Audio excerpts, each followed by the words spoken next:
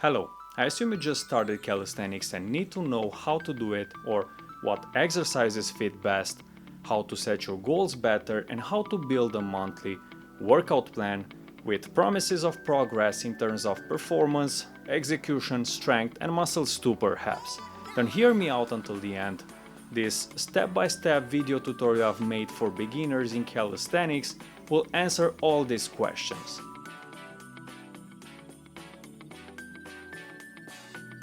First and foremost, I bet that the ultimate goal is to build a great body that is also strong and athletic.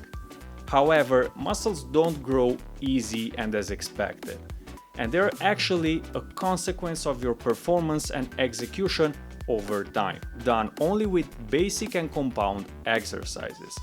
So yes, you need quite a simple structured weekly routine around simple but not easy necessarily bodyweight exercises. Hence, your fundamental and priority goals should be to master these basics from zero. And I mean form, range of motion, and endurance so that you can build up the reps and adaptability with time. Your body transformation comes as a consequence of all this, very gradually though, depending on your fitness and sports background too, but more so on how much you commit to a routine. Now, as a general principle, I never recommend a routine to any beginner around skills and calisthenics elements such as levers, muscle ups or flags, planche, and so on. This especially because many of the beginners don't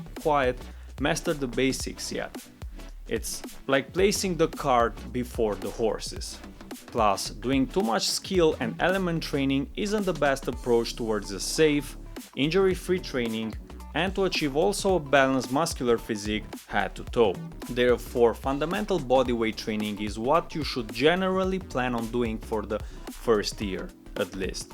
Depending on your current fitness level and how fast you adapt and progress, you may need from 6 months to 2 years perhaps to really master the basics of calisthenics and do a high range of sets and reps too.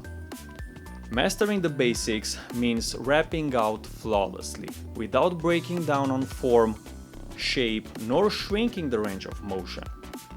By basic moves, I refer to compound exercises where multiple muscle groups work together in a system to provide the required strength and stabilization, plus coordination so you can rap out flawlessly.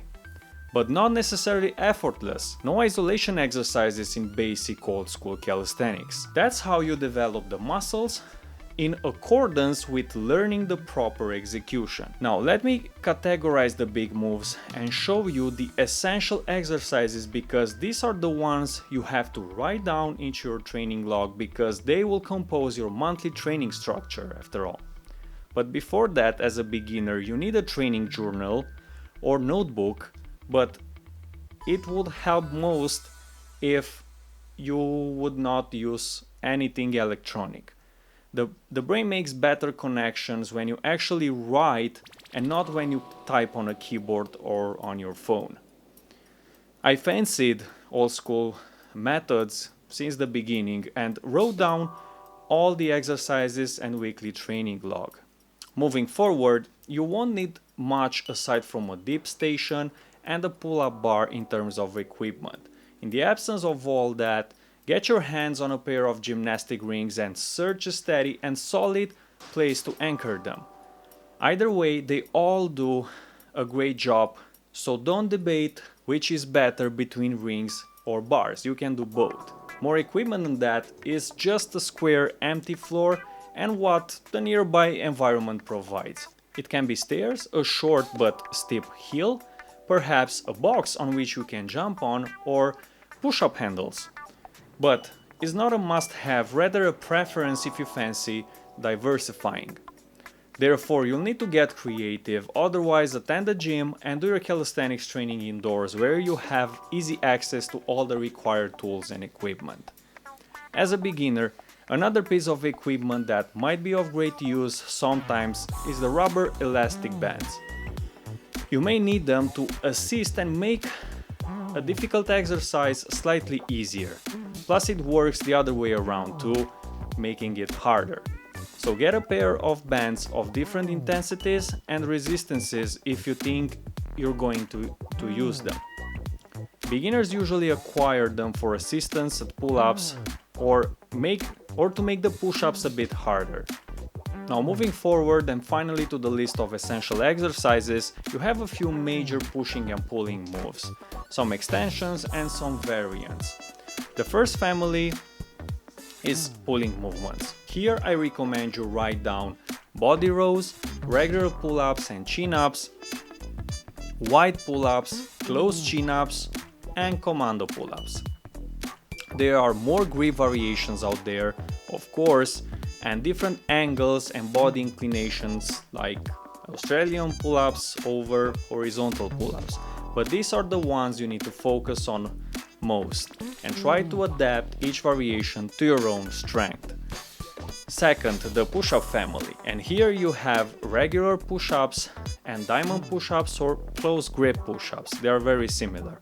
Incline push-ups and decline push-ups, handstand push-ups against the wall, or simply handstand against the wall, like holding in your hands, if that's too hard to also push yourself. Even negatives can be great variations here. Then you may also utilize uneven push-ups or perhaps one-arm push-ups if you feel strong enough. I like placing dips under the same category with push-ups because it's still a pushing movement that recruits the same muscles. And then you have obviously the dips on rings or dip station, but do both if you like. And then you have the straight bar dips and even bench dips that are easier. Lastly, in this category you can add some extensions as well and even ring flies. Moving to the lower body, you have bodyweight squats and some slight variations like close squats and sumo squats. Then walking lunges, crouch walk, box jumps, jump squats, high jumps, frog jumps. Very similar among themselves. All this trains the legs very effectively as well as the midsection, meaning the lower back mostly. Then you have a different category of exercises that will utilize and incorporate among the ones I suggested earlier. I named them various exercises.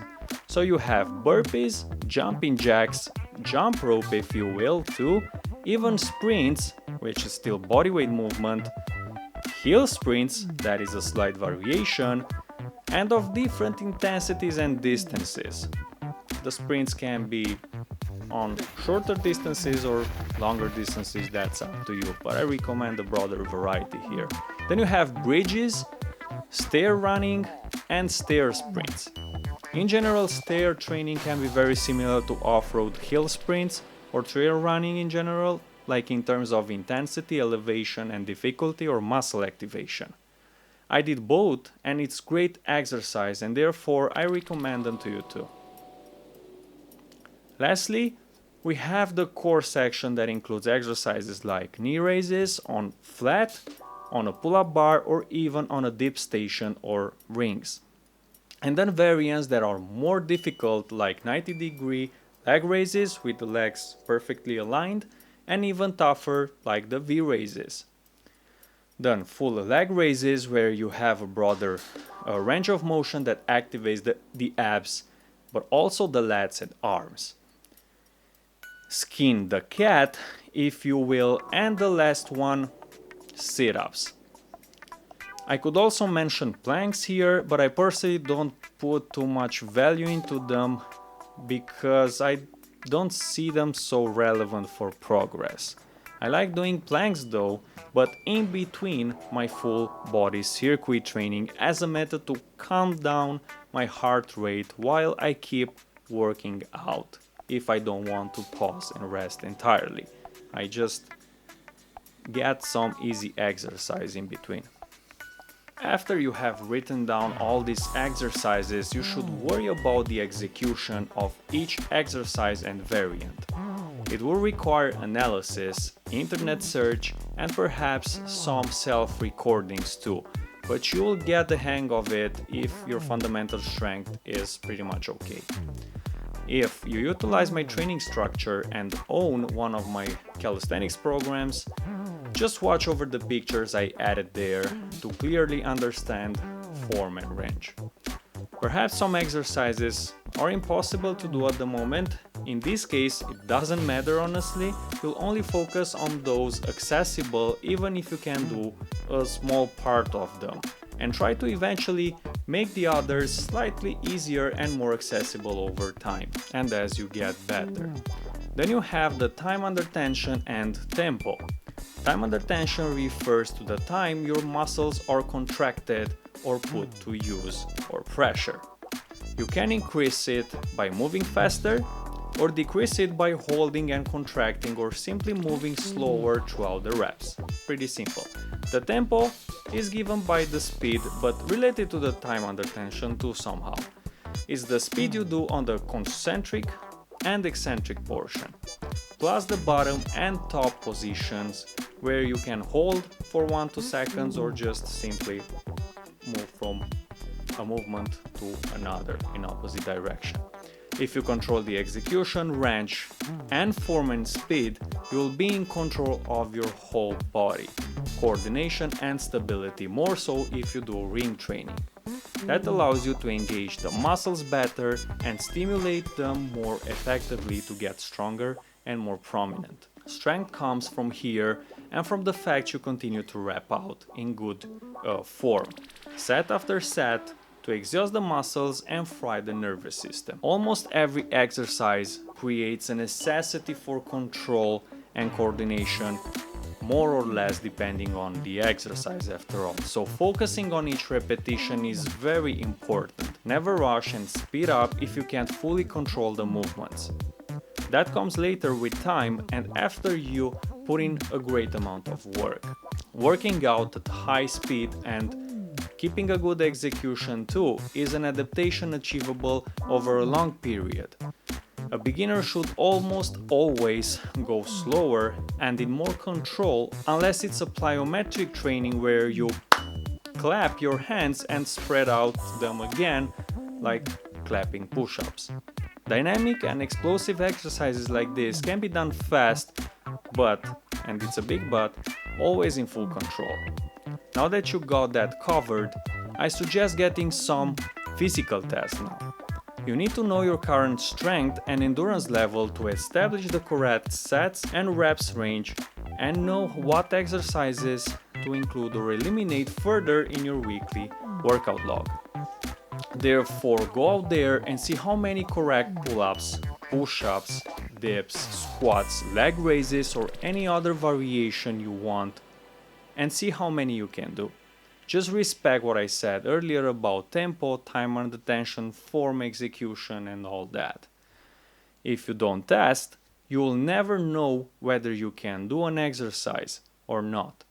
Second, it matters to know how many continuous correct reps you can do in a set or two, right? If you do 2 sets instead of 1, use a large pause between because it's a test, not a workout.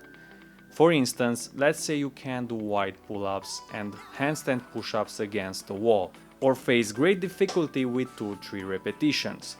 When you design your weekly training log, you will know what to do.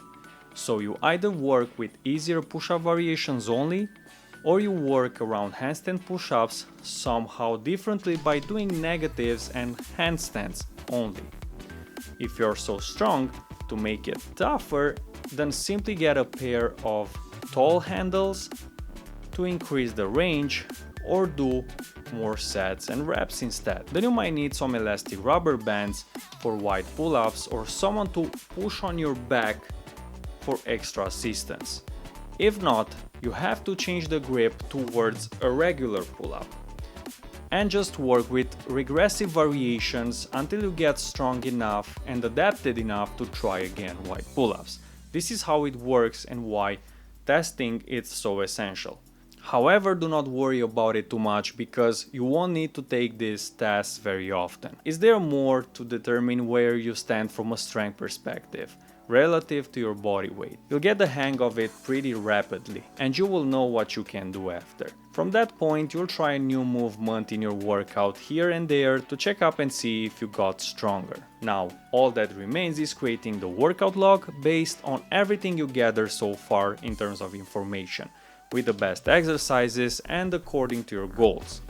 It's also when you have to determine if you need to burn fat, lose belly fat only, and build muscle mass. So shirt off, go in the mirror and analyze your body composition. You may also need to watch my other videos where I discuss training methods and mechanisms for more strength, endurance and mass and fat burning. Then you will understand even better how to compose your workouts based on the goals you have. At this moment, you may think what exercises correspond to what muscles. Well, it's not that important in this stage because you won't do classic bodybuilding all the time. All that matters is to train these basic movements often because they engage the whole muscles and train them very well if you are consistent and push yourself over the limits too sometimes. With pull-ups, you activate all the pulling muscles and vice versa for push-ups and dips. Then squats and all those leg exercise variations will train your legs and midsection. Plus, you have other types of exercises that engage the abs, lower back, calves, and even those attacking body fat like jumping jacks and jump rope. But fat loss is more about metabolic processes than the types of exercises, and it requires further explanations for a good understanding. So, you want more bicep work? Add a second pull-up workout in the week, or a third workout. Keep the exercises if you want, change them slightly among themselves, and the training method from classic sets and reps to perhaps pyramid training or circuit. But this is merely an example, you'll figure out as you go through. Now that you have all this information, you have to build a training log. Do it by following these last tips. Incorporate 2 workouts where you focus on pull-ups, another 2 for the push-ups with dips included. Then do 2 workouts again for the legs, one based on squat variations and perhaps the second composed of sprints and jumps combined with long distance running for cardio if you want that too and need to burn fat. Another 1-2 workouts for the core section, meaning the abs and lower back. However, the lower back engages a lot and get plenty of work with squats and pull-ups, push-ups and sprints. So you can focus more on the abs instead with exercises like leg raises, variations and sit-ups. Then include 1-3 workouts where you focus on cardio and aerobic exclusively. Here you can add jumping jacks, jump rope and even jogging longer distances. You can also add 1-3 HIIT workouts, meaning high intensity interval training. You focus on the same exercises but you train the whole body. In a circuit scheme where you build cycles, not sets. Here you can train the whole body simultaneously because you are not doing it to grow mass, but rather to shred and build stamina.